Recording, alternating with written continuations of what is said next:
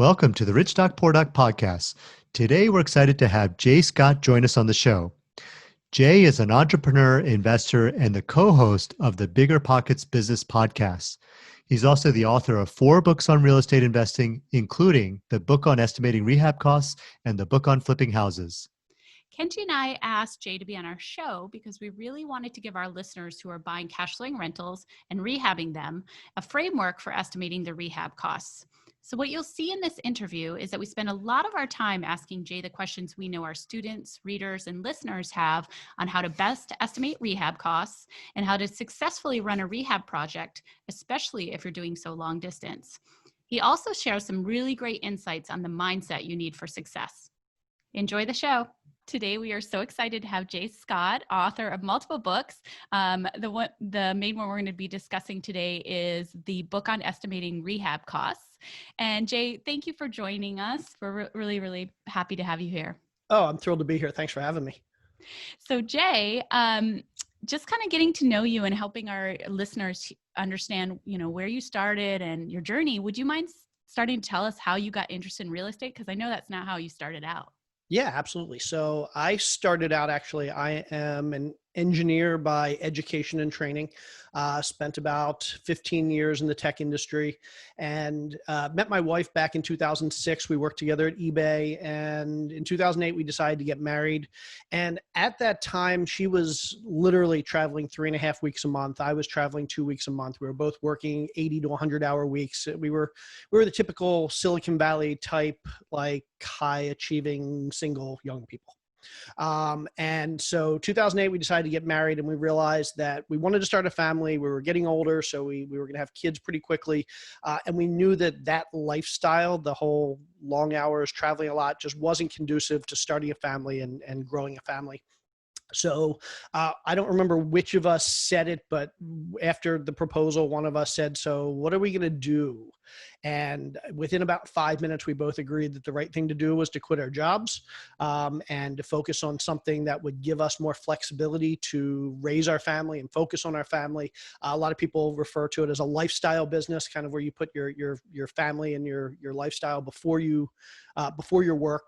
But we had no idea what we were going to do. So we were on the West Coast at the time. Both of our families were on the East Coast. So we said, let's move back to the East Coast and we'll figure out what to do. And so this was spring of 2008.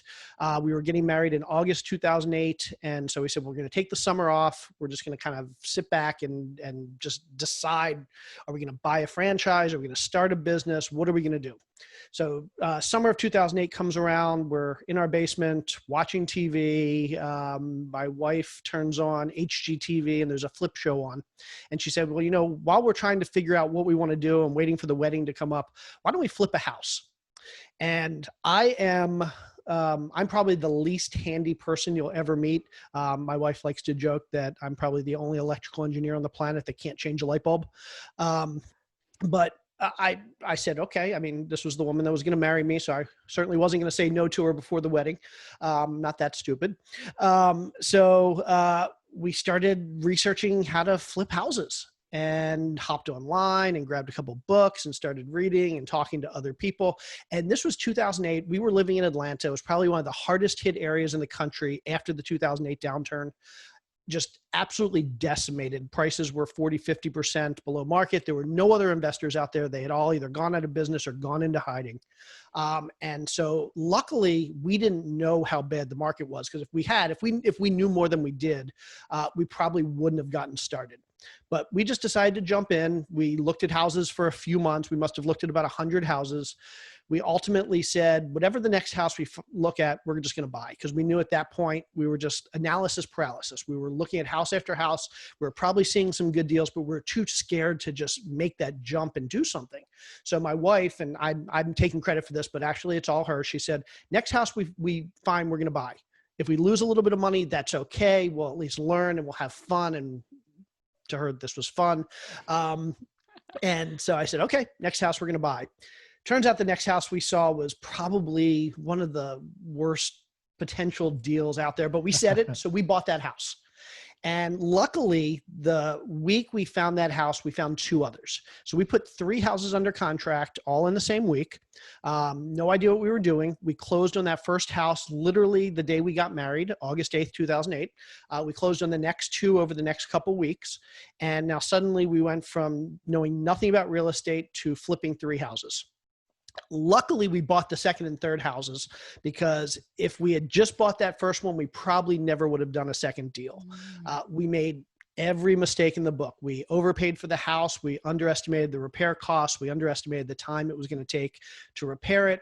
We underestimated the time it was going to take to sell. We underestimated the holding costs. And then by the time we got ready to sell it, values had dropped. So we underestimated or overestimated the resale value. So literally made every mistake in the book. We ended up lease optioning that house for 2.5 years. Couple came in and they paid us. They made monthly payments and they had the option to purchase it at some point. 2.5 years later, they had made every payment. Everything was great. They pack up and leave in the middle of the night. We don't realize this until we get a call from the police saying that it looks like there was a break-in at one of our houses.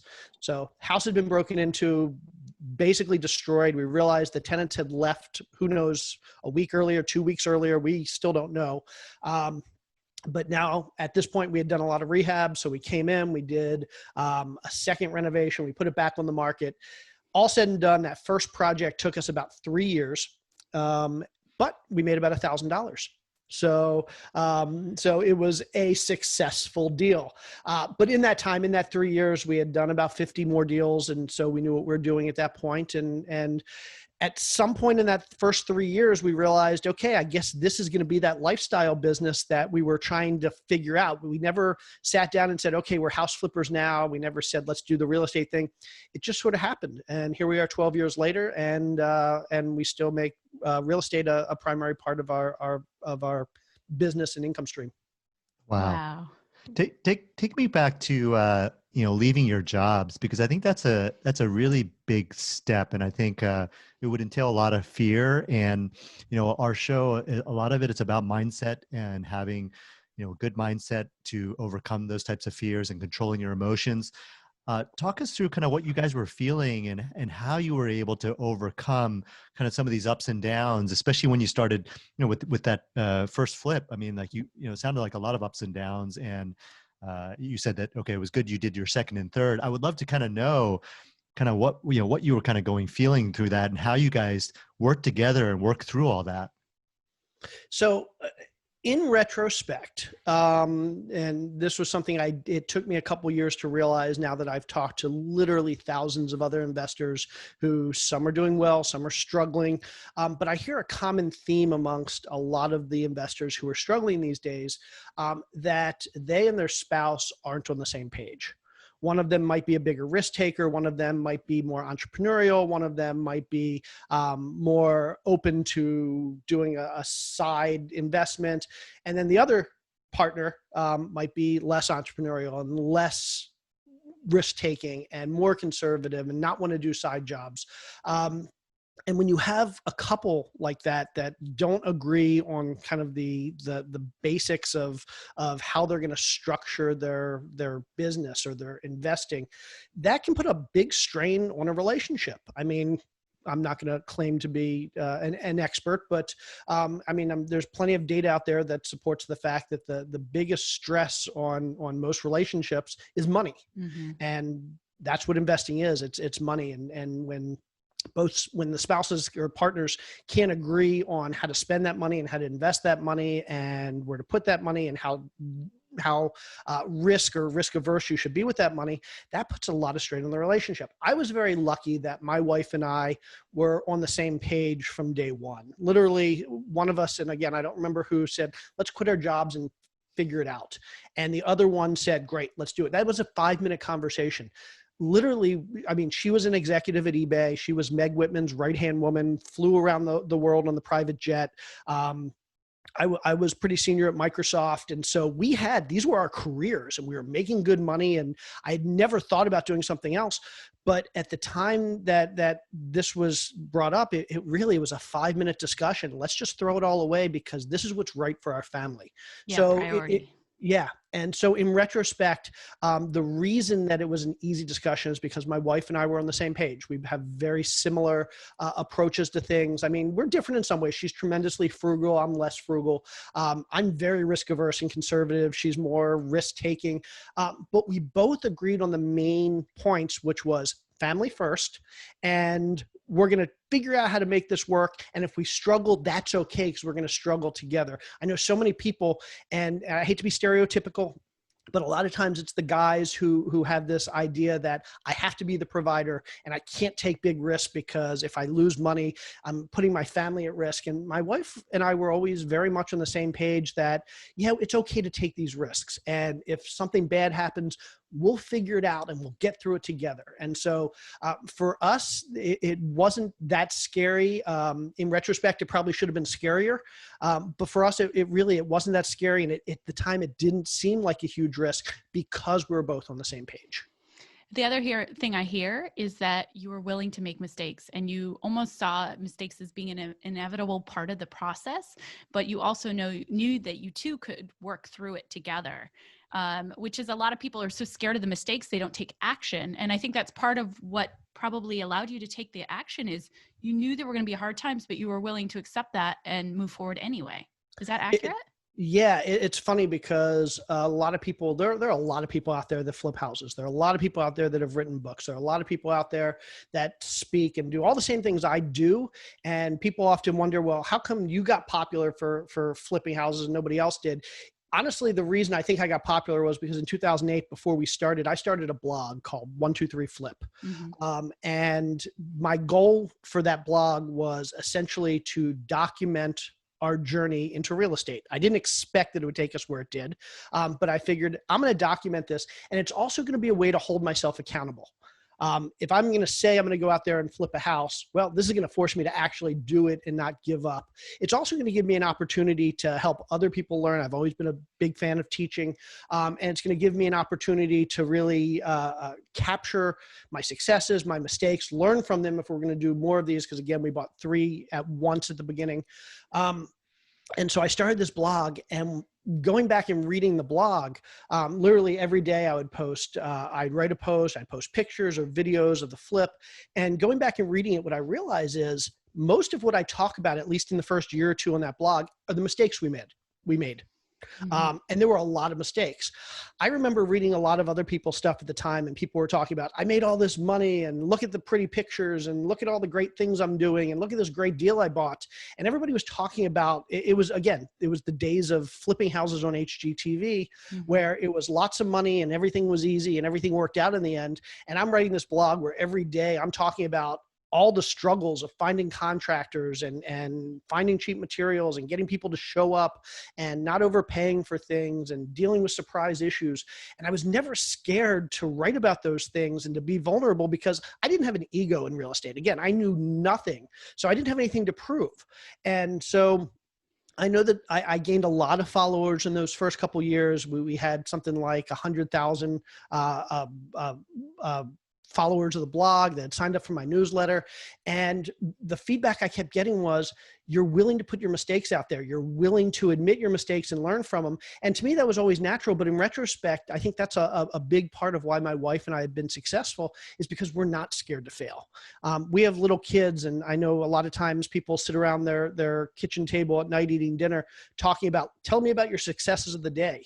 We like to talk about our failures. Mm-hmm. We like to talk about all the things that went wrong, because in my opinion, it's the failures that force us to grow. And if we can learn from our mistakes, we're going to become better at whatever it is we're doing. And so many people are terrified to make mistakes and to talk about their failures. It's a badge of honor. So anybody out there that's listening, that's scared to jump in, don't be scared, because if you get it right the first time, you're not going to learn. It's better to make the mistakes, because that's how we learn. We talk about in this business that there are a lot of people who got into real estate in the last few years, and everybody's making money. I mean, the market's just gone up for the last 5, 6, 7 years. it's hard to lose money. Well, let me tell you something. When the market turns and things get more difficult, these are the people that are going to struggle because they've never made mistakes. They've never had to deal with trials and tribulations, and they've never had to make hard decisions and be put in a situation where they're losing money and they have to decide, do I move on, or do I keep pushing through? And when you've been through those difficult times, it makes it so much easier when you're struggling. And so, big piece of advice for anybody out there that's listening: embrace your mistakes. Don't be scared to make them. Learn from them. Talk about them, because when you talk about them, you're a lot less apt to try and forget about them, or not acknowledge them. Tell Right. And people not about learn it. from them. Yeah, Right. If you're talking about it, if you're authentic about, the mistakes you've made, then you're also willing to look at them deeply and then analyze them and learn from them and be able to be better going forward, right? Rather than sweeping them under the rug. we have Absolutely. done 400 and some flips. We've done over 1,000 deals in general. My wife and I are selling our personal residence, and we put it on the market 2 weeks ago. We had 6 offers in the first 24 hours. Here we are 2 weeks later, and the house is not under contract because we made mistakes. We screwed up. And a lot of people look at us after 1,000 and some deals. My wife's a broker. I'm a licensed agent. We've sold hundreds and hundreds of houses. Like, to think that we're still making mistakes. We made some big mistakes selling our personal residence 2 weeks ago. And I'm not scared to tell people we screw up all the time. And hopefully the next time we go to sell our personal residence, we don't make the same mistakes we made this time. But we're constantly making mistakes. So if you're starting out, if you're new, don't think you're not going to make mistakes. Embrace them and talk about them and acknowledge them.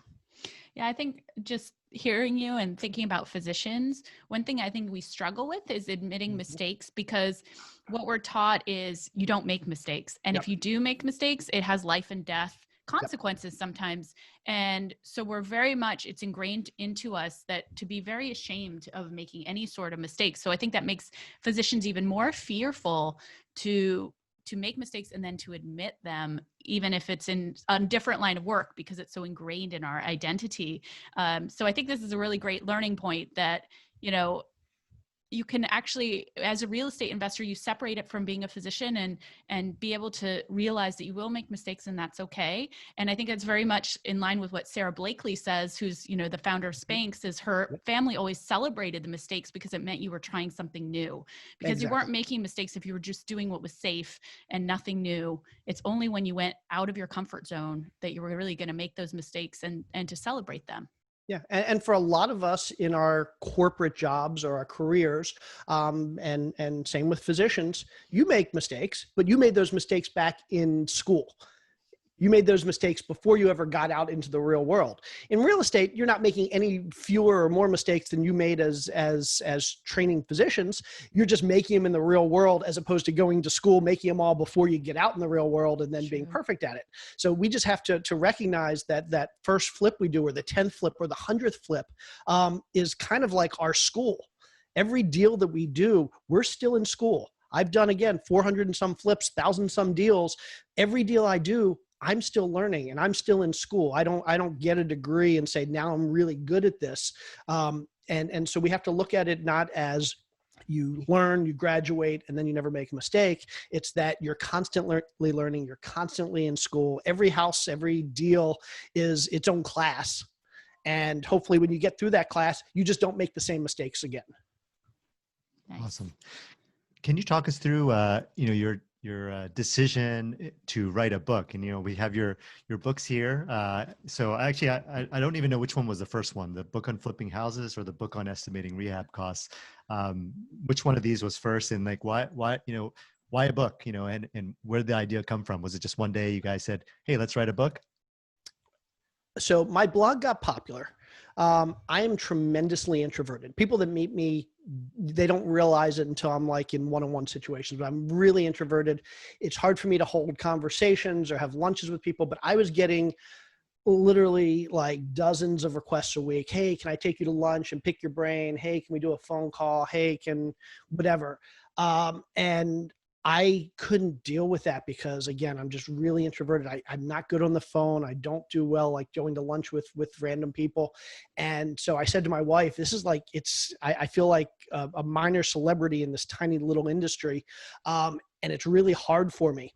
And she said, well, like, what are people asking you? I'm like, people ask me the same questions over and over. How do you get started? And just all the basics. And she said, well, you've been writing about that on the blog for a couple of years now.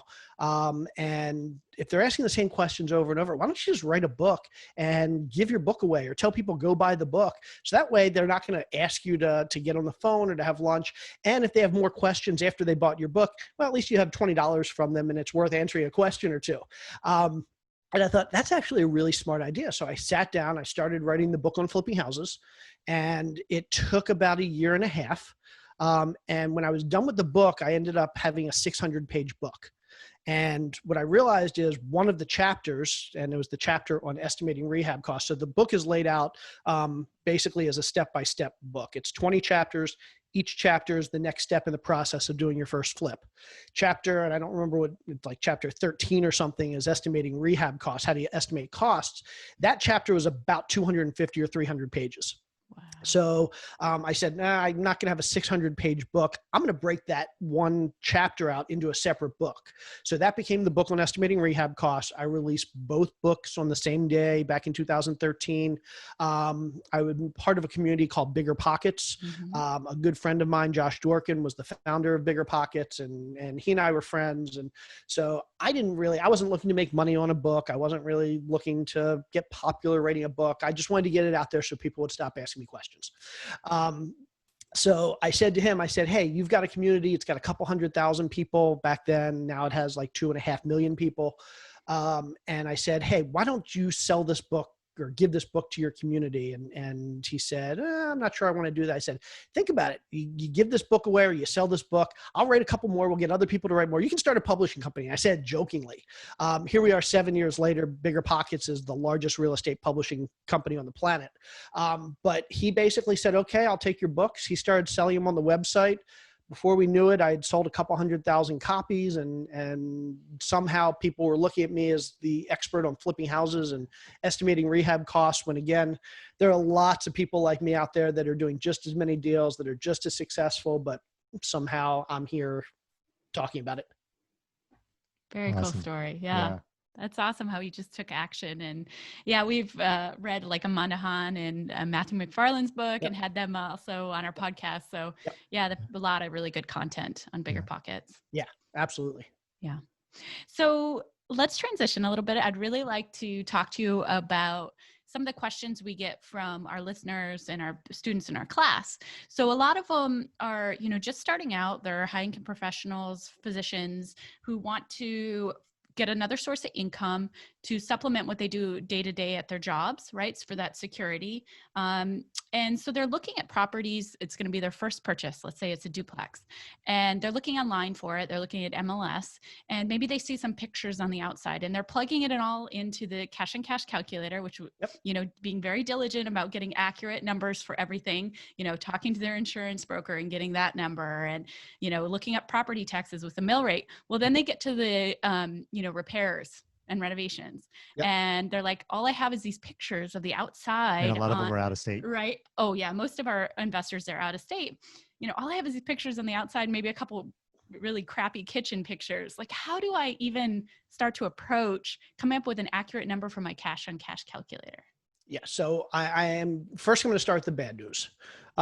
There's nothing I'm going to say here today to anybody that you're going to walk away from this podcast and say, okay, now I can come up with an accurate number for the rehab that I'm looking at the pictures for.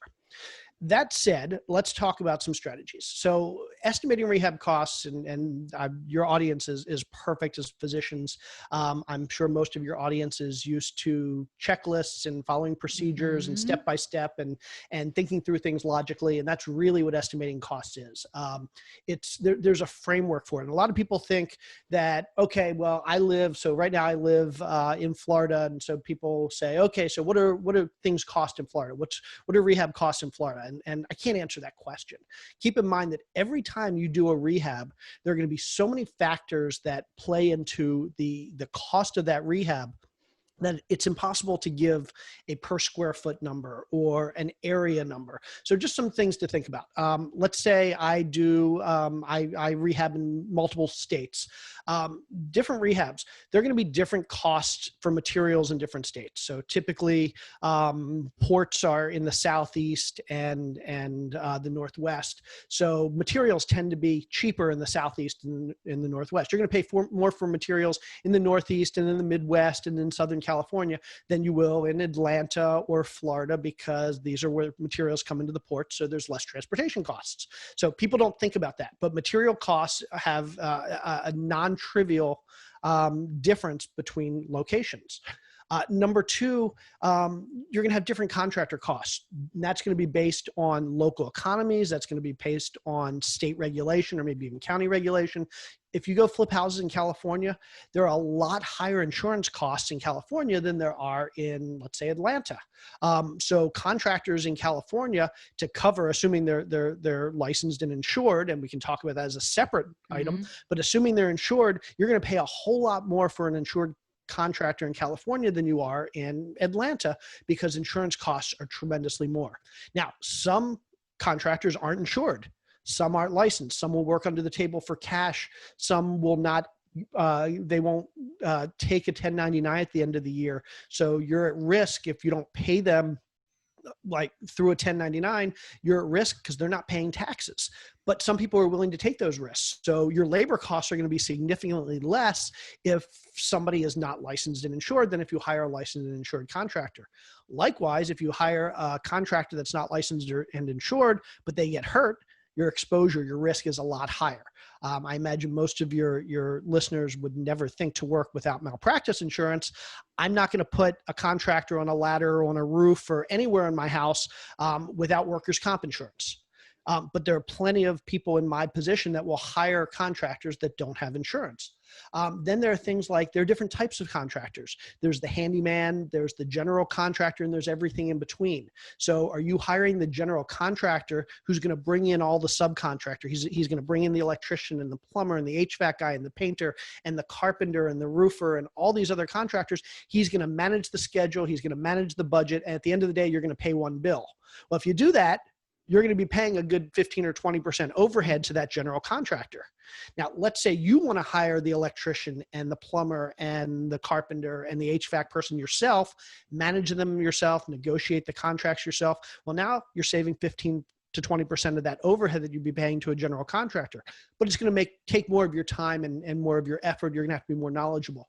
All of these things factor into the cost of doing a renovation. Then there are things just like, if I'm going to replace a roof in Florida versus Wisconsin, the codes are different. Wisconsin has codes that require roofs to withstand 10 inches of snow on the roof. Florida, we don't have to worry about that. But Florida, we have to have certain wind mitigation codes so that hurricanes don't blow your roof off. Then there's the different types of materials. I'll pay $40,000 for a tile roof in Florida. That same roof in Wisconsin that's just asphalt shingles might be $6,000. So materials play a big cost. Time of year. So again, let's use we used to do a lot in Wisconsin, and trying to find contractors in the summer in Wisconsin was nearly impossible because everybody wanted to do renovations before the snow came. Come winter, when there's a foot of snow on the ground, well, it's easy to find cheap contractors because none of them have anything to do. So if we waited till the winter to do our renovations, they'd be a whole lot cheaper than if we did them in the summer. So lots and lots of things play into the cost of a renovation. Even something as simple as, what's the size of the house? If I have a 3-bedroom, 2-bath house that's 1,000 square feet, and then I have another 3-bedroom, 2-bath house that's 3,000 square feet, which one's going to cost more to renovate? Mm-hmm. Well, the larger one's going to cost more because there's more space, but it's going to cost less per square foot because most of that space is empty. Doesn't cost anything to paint a large living room. It's going to take a little bit more paint, so it's going to be more money, but per square foot, it's going to be less because all it is paint and carpet. Mm-hmm. So all of these things factor in. So if anybody tells you that they can estimate without looking at the property, without knowing the area cost, without knowing what kind of contractors you're using, without knowing what kind of materials you're using, they're lying to you. it's hard. But then again, luckily your listeners are used to doing a hard job, and they're used to being told, hey, there's no shortcut. You're going to have to learn this. And that's really what estimating costs is. It's a process. It's a framework. And so the way I've laid it out in the book, and this is the way I still do all of my estimates now, are I lay it out as there's interior and exterior components of the rehab. So exterior, obviously things like painting and exterior painting and the roof and sidewalks and landscaping and those sorts of things. Interiors, all the interior stuff, electrical, plumbing, HVAC, painting, carpentry, cabinets, countertops, those sorts of things. But I break it down into there are 25 major components. And those components are everything from foundation to cabinets to plumbing to electrical to roofing, all the big things that go into a renovation in your house. And then within each of those components, there are literally dozens or hundreds of subcomponents. Mm-hmm. So for plumbing, there's everything from, you can do a complete repipe or replumb of your house. You can replace all the plumbing lines in your house. That's obviously the largest thing you're going to do. But a lot of times when we do a renovation, it's a lot smaller in scope. We might replace a toilet. We might replace a sink. We might replace a faucet. We might replace a water heater. We might, there are all sorts of different things we can do. So the key to being able to estimate a renovation is understanding, one, these major 25 components, and then have a reasonable understanding of all these potential subcomponents underneath. So that as you walk through a house, you can say, okay, I'm going to start with the plumbing. And with the plumbing, you're going to turn on every faucet. You're going to flush every toilet. You're going to look at the faucets and the sinks and the toilets, and you're going to say, these things don't work, so they have to be replaced. And then other things you're going to say, these things work, but they're outdated or they don't look good, or we're going to remodel the whole bathroom, so we're going to replace them. And then there are going to be things like the water heater, where you're going to have to learn how to inspect a water heater and say, okay, based on the serial number, this is how old the water heater is. I know a water heater lasts on average 8 to 10 years. This one's 12 years old, so I have to replace it. And so there are lots of things to learn. Becoming good at estimating rehab costs involve a number of different skills. One, you have to be good at design, because you need to decide, is this bathroom outdated? Is somebody going to buy a house with this bathroom compared to the other houses on the market that people are buying, or am I going to have to renovate the bathroom? So part of it is design. You can hire somebody that can do that for you. Next piece is inspection. Being able to walk through a house and identify the things that are not working, the things that might be working but may not be working for much longer, the things that are not up to code. Again, you can hire an inspector to come in and do that. And what I recommend is that when you're starting out, you do hire people to do these things. And then the next piece is, so now I know I need to replace a water heater. Well, how do I know how much a water heater costs? Well, like most things that go into a renovation, there's labor and there's materials. I can figure out the materials cost of a water heater because I can go to Home Depot or I can go to Lowe's and I can see how much a water heater costs. From the labor side, I can pick up the phone. I can call 5 plumbers and say, how much do you charge to replace a water heater? And they're going to give me a ballpark, probably somewhere in the $300 to $500 range, depending on your area, maybe more, maybe less. But now I have a reasonable ballpark of what it costs to replace a water heater, labor and materials. And we can do that for every one of these line items. So typically when I walk into a house, I have my 25 components, I have my list of subcomponents, and I walk through like an inspector does. And I say, okay, carpet, or I walk in and I'll walk into a bedroom and say, okay, in this bedroom, there's carpet looks bad. I need to replace it. I'll do some measurements and I'll say, okay, I need 100 square feet of carpet for the bedroom.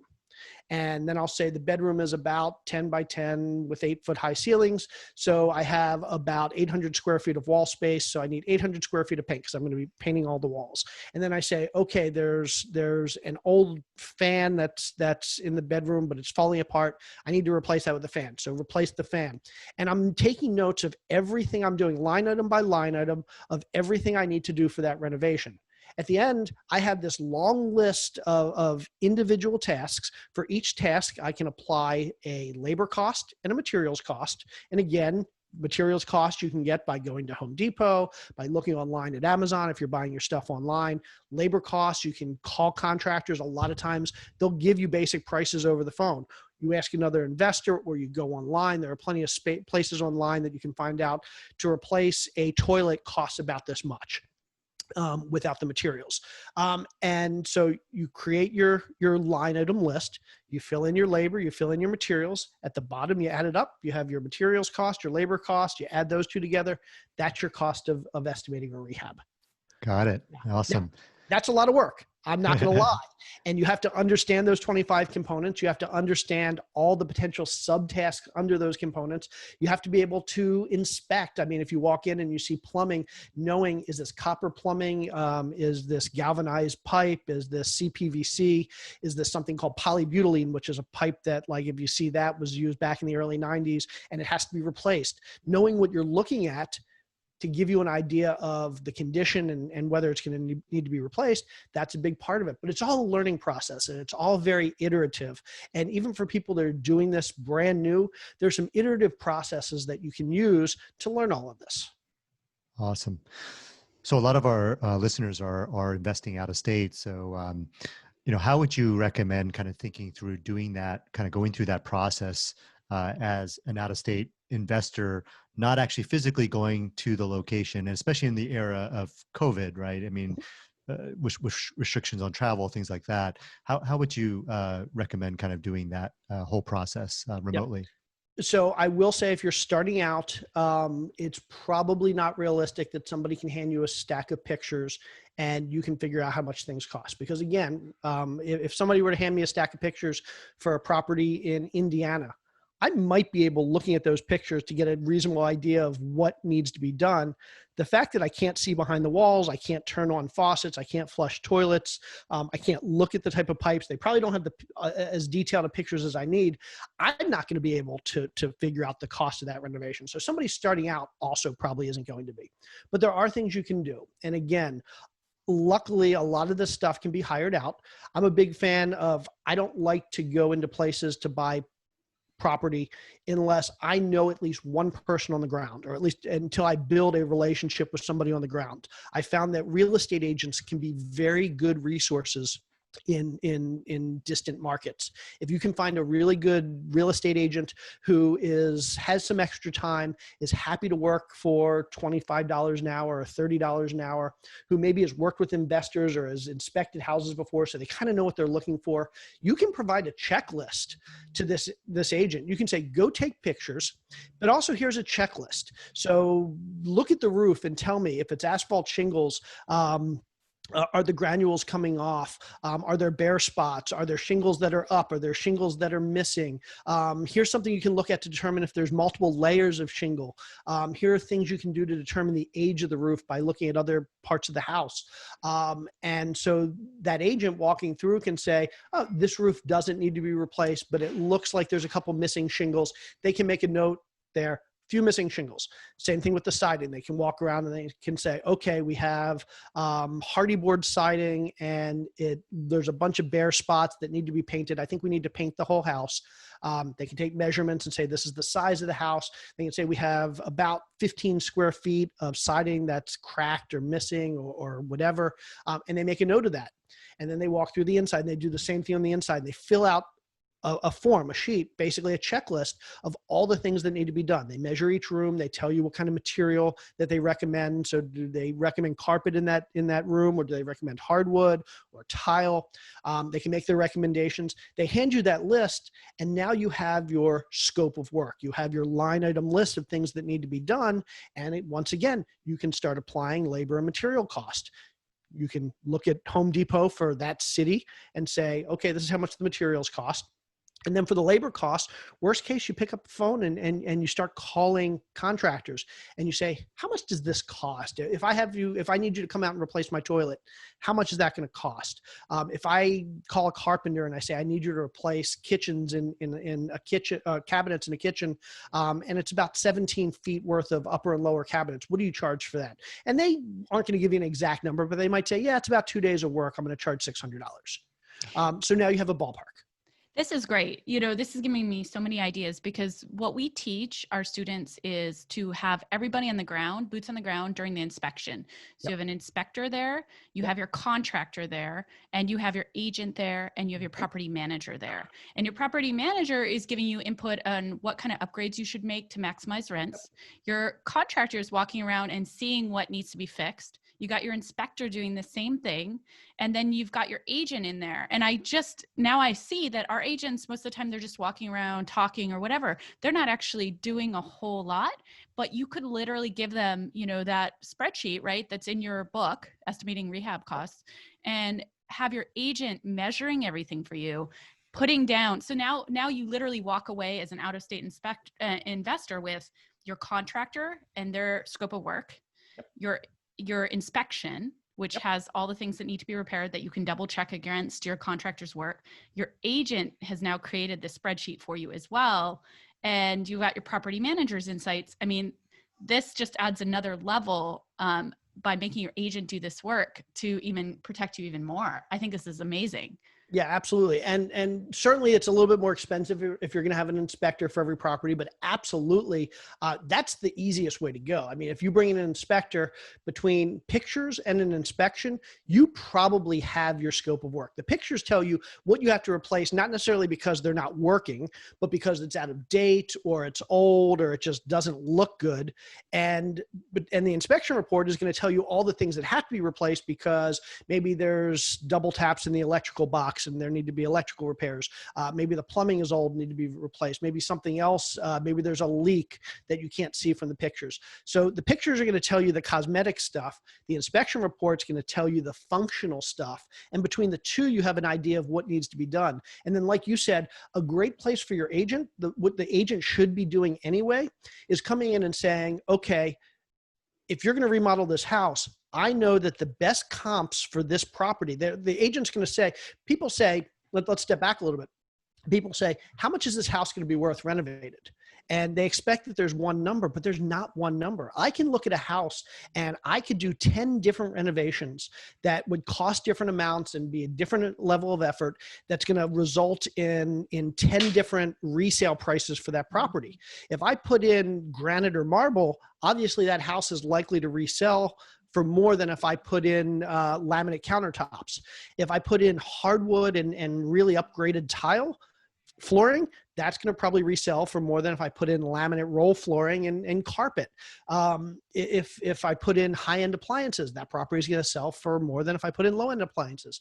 So when a real estate agent says to you, you renovate this property, it's going to resell for $420,000, your first question should be, well, what do I need to do to get it to $420,000? Because I guarantee you, I could do a renovation where it wouldn't be worth $420,000, and I could probably do a different renovation where it's worth a whole lot more than $420,000.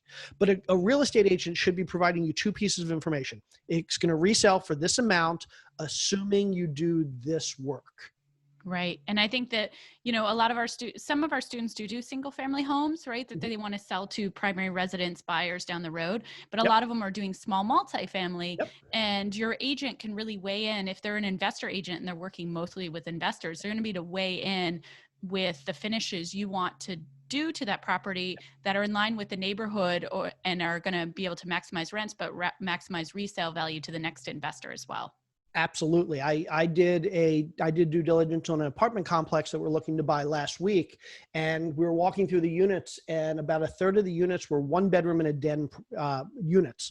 So you walk in, there's one full bedroom. And then there's another room that's kind of like a bedroom. It has egress. It has a full window that goes to the outside. It has an opening without the door. And then there's an opening to the kitchen with a little overhang countertop.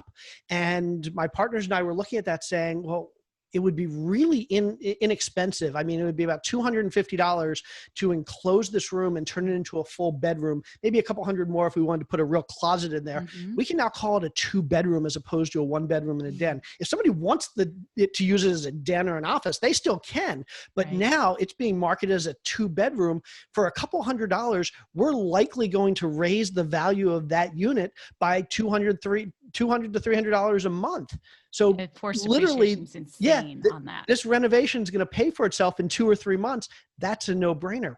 And so going in and having a really good real estate agent who says, hey, turn this room into this, or open up this wall, or close this wall, or add a couple extra cabinets there, or I know everybody around here has dogs, so create a little dog pen area in the back. I mean, all of these things are things that you wouldn't necessarily know if you don't know the area, but your agent can tell you that automatically increases the value of your property for very, very little money. Right. That's called hidden value. That's what we call hidden Exactly. value. And we teach that a lot. Yeah, we get really excited about forced appreciation and Yes. tapping hidden value for That's sure. pretty awesome. That is Like, I'm that is a excited dream for you. scenario for Yeah. sure. Yeah, Love I that. mean, everybody just has to remember the value of a multifamily property, of a cash flowing property, is directly related to the amount of income it generates. Yep. So the only way to increase the value of that property, it doesn't matter how nice the finishes are, it doesn't matter. All that matters is the revenue that property is generating. And there's only two ways to change the revenue. You change the income or you change the expenses. Mm-hmm. So if you want that thing to be worth more, you increase the revenue, you decrease the expenses. So get more money and more efficient management. That's how you make money in this business. Yeah. So I just want to summarize some of these things because I know it was probably overwhelming for some people listening in the beginning. So, when you're first doing your cash and cash calculator, I think thinking through the method that you have, which is I think called the breakdown method, right? Where you're looking at different components, you're looking at the siding and the roof, and know that, if coming in as a completely new investor, you're not going to know the actual numbers. You're going to have to guess really to put your cash and cash, and it's going to be rough. You're not going to have accurate information based on pictures. You're just not. But as you own multiple properties in that market and you have properties that you rehab, you're going to get better and better and better at knowing.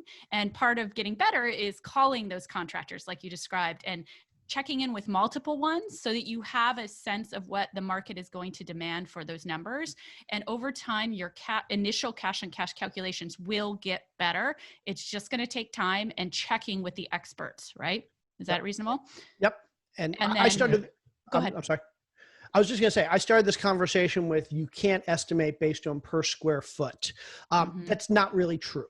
Okay. It's certainly true when you first start, but if you're doing the same style of house in the same location with the same types of contractors, the same types of materials, the same, depending on where it is, relatively the same time of year, you really can do that. It requires you to be doing the same types of houses over and over.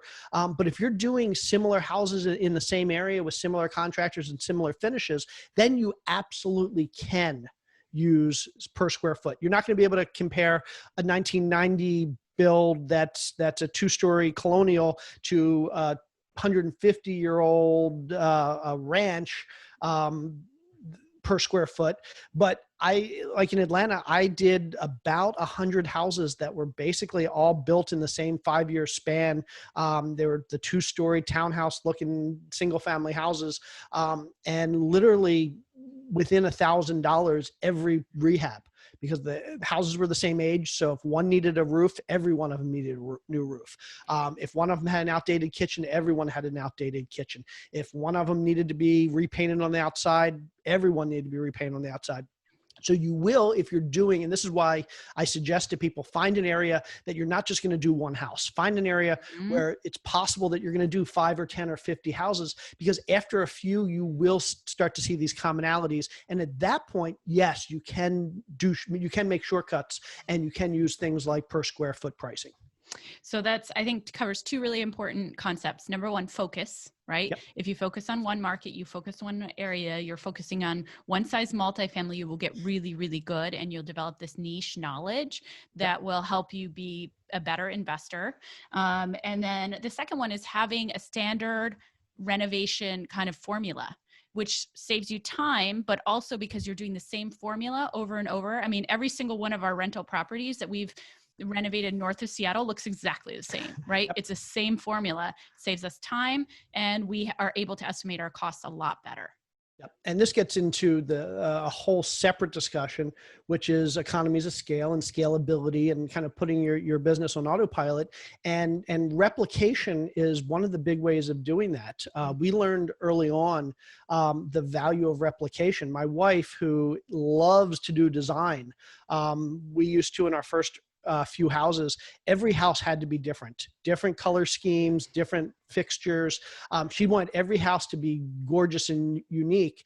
And what we later realized was, whether it was a rental or a flip, most likely nobody was going to see more than one of our houses. So they didn't care if every house was unique and gorgeous. What we realized is we could save a whole lot of time and a whole lot of money by replicating everything. We learned an important lesson the day we walked into a house and we got our color numbers mixed up between wall and trim, and our painter, fantastic guy, but he was painting the trim purple, like a light purple. This was an accent wall color, but we accidentally messed up numbers and we put it under trim. And he was like, okay, well, it says here to paint the trim purple, so I'm going to paint the trim purple. And so we're like, okay, this isn't working. After that, we said to him, every house is going to be this paint scheme. Mm-hmm. The walls are going to be this, the ceiling's going to be this, the trim's going to be this, the doors are going to be this. And you'll never have to ask us again or wonder if you're doing the right colors, because we want this color scheme in every single house. And not only did it make our jobs easier, we didn't have to pick out paint colors. It made his job easier because he didn't have to wait for us to tell us, but also it made it cheaper because now he could go out and instead of buying 20 gallons for this job, he could go buy 300 gallons for the next 10 houses. Yep. That's exactly and so what we for do. each part of our business, we got very good at replicating, using the same materials, using the same contracts, doing the same level of renovation, using the same contractors, everything. Love that. So maybe this is a good time to talk about contractors, because I know a lot of out-of-state investors have fears. How do I choose a good contractor? What we advise people is it's word of mouth, but I would be interested to hear if you have any other insights. So that is by far the best way. So if there's one thing I've learned in this business, it's funny. I started in 2008, and literally the easiest part of this business was contractors, because 90% of them had gone out of business during the downturn in 2008. The 10% that were left were the ones that were not just good contractors, but were good business people and good customer service people. Because if you weren't good at all three, business, contracting, and customer service, you weren't still in business. So, and they were low priced because everybody needed work because there just wasn't a whole lot of real estate going on. So back in 2008, 9, 10, 11, contractors were really easy to work with. They all, I could say, hey, we're flipping 30 houses a year. If you do a good job on this one, you're going to get 29 more jobs this year. That was all the motivation they needed.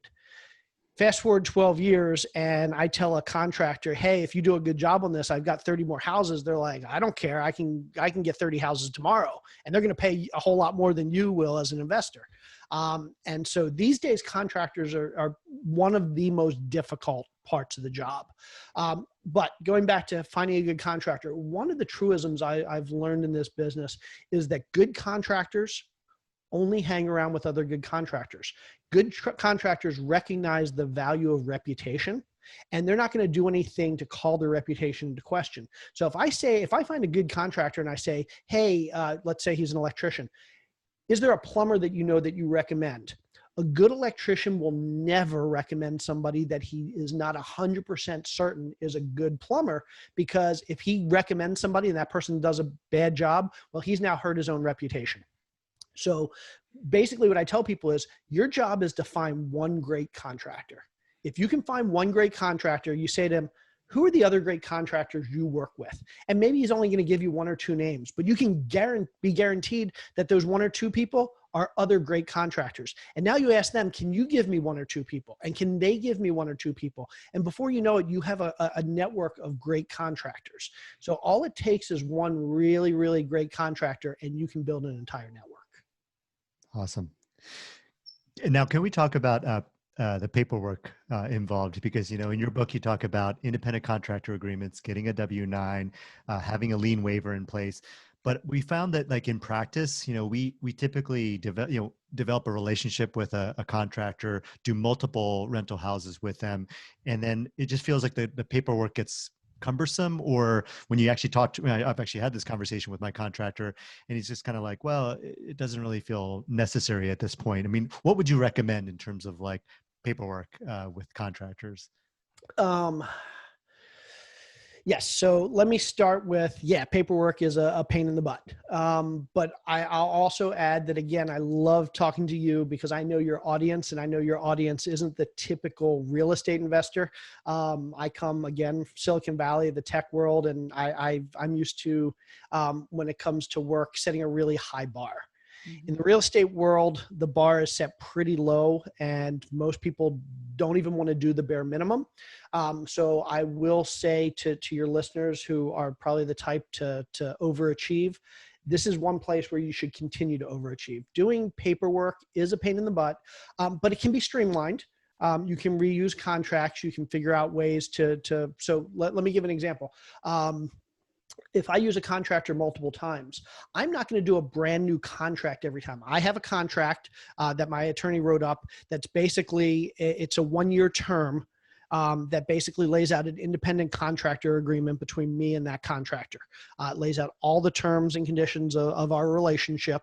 And then for each job, we have a 1 or 2 pager, which is essentially the scope of work and the pay schedule. So when I find a contractor that I want to work with for the first time, he'll sign the independent contractor agreement. That's good for 1 year. And then for each job, it's literally just a 1 or 2 pager of here's the list of things you're going to do. Here's the cost for each line item or total cost. And here's what the payment schedule looks like. I'm going to give you 20% up front. I'm going to give you another 30% at 50% complete. I'm going to give you another 25% at 3/4 complete. And I'm going to give you the rest at the end. And so a new project it's the same thing. They have to create a scope of work and a price anyway. So it's basically just plugging that into this addendum that goes with the independent contractor agreement. And then once a year, because it is a 1-year term, once a year, I'll have them sign a new independent contractor agreement. So that's not too bad. In terms of lien waivers, if I work with a contractor or contractors for a first time, I will typically get a lien waiver signed. After that, I typically will not. I know there's some investors who are 100% got to get a lien waiver every time. And for your listeners that don't know, a lien waiver is basically a document that says that your contractor signs that says, I've completed the work, I've been paid for the work, I now have no legal right to lien the property for lack of payment. Typically, I've not gotten burned on this over hundreds of deals. When getting a lien waiver signed from a contractor the first time, typically speaking, if you have a contractor agreement and you have a good trail of both other paperwork and checks that you've written, it's generally pretty easy to prove that that a contractor has been paid. And depending on the state, in some states, there are pretty strict laws around contractors. They can get in trouble for trying to lien your property if they don't have a good case. What I will say, if you ever have to fire a contractor and you negotiate a final payment, so let's say he finishes half and it's not working out, and you say, look, I'm going to give you half your payment. You're going to be done. I'm going to be done. We're going to go our separate ways. In those cases, absolutely get a lien waiver. But if a contractor finishes their job, typically you have enough evidence that if you had to go to court, you could substantiate the fact that they finished their job and you paid them as per the original agreement. Okay. That said, always get a W-9 at the beginning of a job. So a W-9 is basically a contractor's personal information, their either their social security number or their federal ID number, their address. And that's the document that at the end of the year, when you need to issue them what's called a 1099, and that's the tax form that says, I paid you this much throughout the year, so they go pay taxes. The W-9 is the form that they've signed that says, this is my name, this is my social security number, this is my address, so that you can send them their 1099. And at that point, basically the IRS says, okay, they've given you their information, they signed it. So as long as you send that information to that place, you're good. You're not on the hook for any taxes they don't pay. Independent contractor agreement, scope of work document, W-9, sometimes a lien waiver. Those are the big four. Then I like to collect a copy of their insurance. If they have a license, I want to see a copy of their license. Typically speaking, especially the first time I work with contractors, I'm not just going to trust an insurance document or a license document. I'm going to verify that they're really licensed, that their license hasn't lapsed. And then for insurance, a lot of times what you can do is you can ask to be added to their insurance as what's referred to as an additional insured, which means they call their insurance company and they'll actually get you an insurance form that states their coverages. And at the bottom will have your name and your address or your property address that basically says that they have now inform their insurance company that they're working on a project for you. So if you have to file a claim or they have to file a claim, they can't really argue, yeah, I wasn't really working for him. Yeah. And it shouldn't cost them any more It doesn't cost to anything. add you. Yep. Yep. Correct. Yeah, and it's the LLC that they would add, not you personally, Yeah. right? If you're doing if you assuming you own the property under an LLC, then they would be adding the owner of the property, whoever they're contracting with. So presumably, if you own it under an LLC, then everything you're doing is the LLC. The contracts have the LLC name. You're writing checks from the LLC bank account. Yes, absolutely. Yep. Makes sense. Perfect. Good. Yeah. Awesome. So, Jay, we really appreciate your time on the show here. We always close our show with two questions. The first one is like, what is your definition of rich? So my definition of, so I'm going to turn it around a little bit. So I like to think of two different words, rich and wealthy. Rich to me is more financial, wealthy is more personal life satisfaction.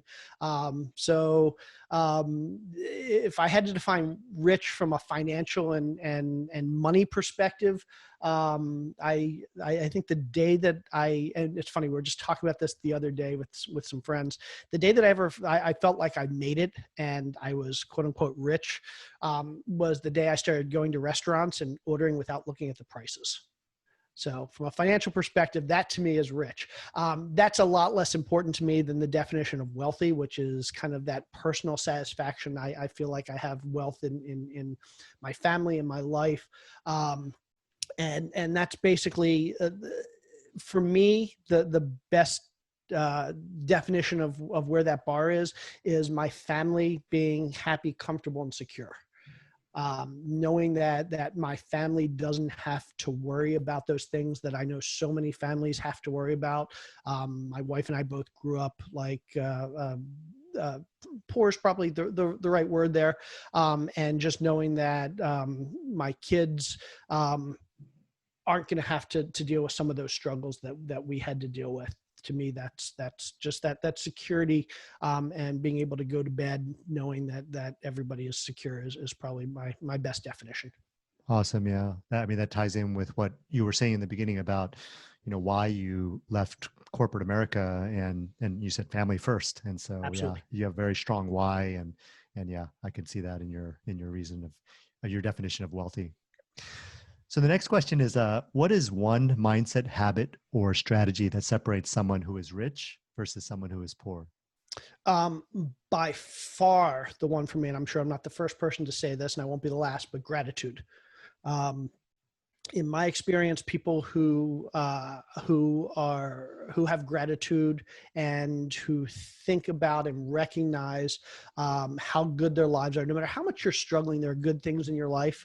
And no matter how tough things might be right this minute, there are other people who are going through things that are much, much worse. And recognizing how fortunate we are, no matter how much we may be struggling, recognizing how fortunate we are and the good things can give us that mindset that really can keep us going and keep us from being, what's the right word? Keep us from taking for granted what we have, and from getting upset over what we don't have. None of us are ever going to have everything we want, and that's okay. We need to be happy for what we have, and no matter how little or how much that is, just having gratitude. Beautiful. I know Kenji has been practicing gratitude every single morning. Mm-hmm. Yeah. Yeah. And it does, it really does help him It find does. happiness every day. Yep. Absolutely. It makes you don't think about, we spend too much time thinking about all the things we want and all the things we don't have, and looking at other people and saying, oh, they have that and I don't have that. And if we spend more time just thinking about the stuff that we have and how lucky we are and how fortunate we are. And again, I'm not saying everybody is in the same position, but all of us have great things in our lives. No matter how much we're struggling, there's always great stuff there. Find it and think about it and appreciate it. Mm-hmm. Beautiful. What a great way to end. Thank you so much, Jay, for your time today. Absolutely. Thanks for having me.